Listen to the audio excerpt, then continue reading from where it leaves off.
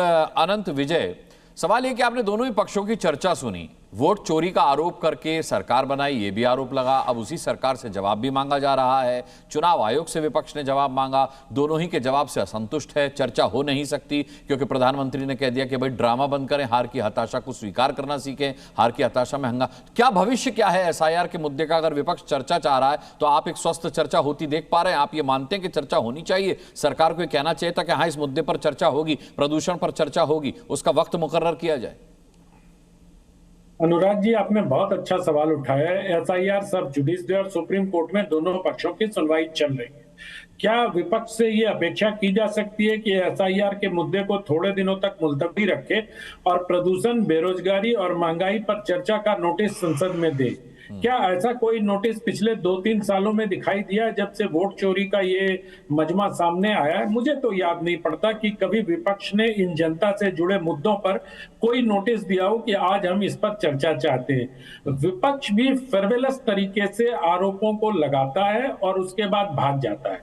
आपको याद होगा कि हरियाणा को लेकर एक बड़ी प्रेस कॉन्फ्रेंस की गई थी। 1 टन कागज लेके एक ठेले पर एक नेता आए थे और उन्होंने कई सारी तस्वीरें पता नहीं कौन से मॉडल से लेके कहां से दिखाए। 3 दिन बाद ही सारे मीडिया हाउसेज ने उसकी पोल खोल दी और लोगों ने कहा हमने तो ऐसा कहा ही नहीं और हमने वोट दिया, हमारा वोट नहीं कटा।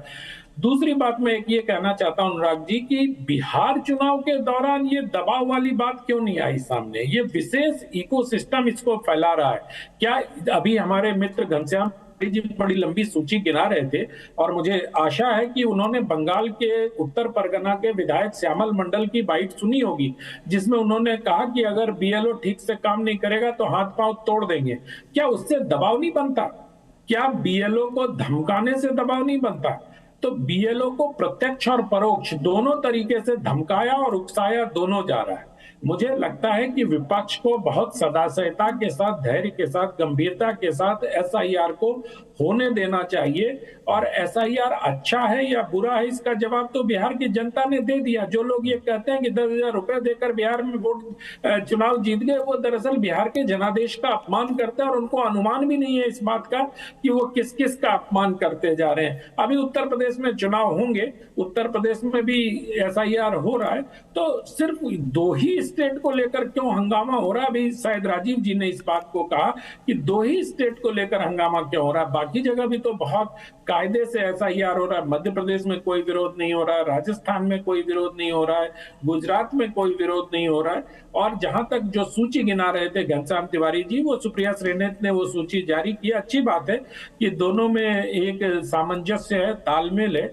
उस सूची के साथ अगर उनके मृत्यु के कारणों को भी बता देते साथ के साथ, तो दर्शकों को भी लाभ होता और हम जैसे लोगों को आकलन करने में भी सहूलियत होती कि किसकी मृत्यु किस कारण से हुई है। लेकिन इनको तो चूंकि भ्रम का वातावरण बनाना है, अश्वत्थामा हतो नरो, उसके बाद शंख बजा देना है, वाक कुंजरो नहीं कहना है इनको, तो वो स्थिति अब रही नहीं। अब ये इंटरनेट मीडिया का जमाना है, किसी भी कारण का पता भी तुरंत चलता है और उसका निवारण भी तुरंत हो जाता है। इसलिए मुझे लगता है विपक्ष को रचनात्मक मुद्दों पर, अब इन प्रणाम का प्रकार बता रहे थे, लेकिन इनके सांसदों ने क्या नोटिस दिया कि दिल्ली के प्रदूषण पर चर्चा होनी चाहिए?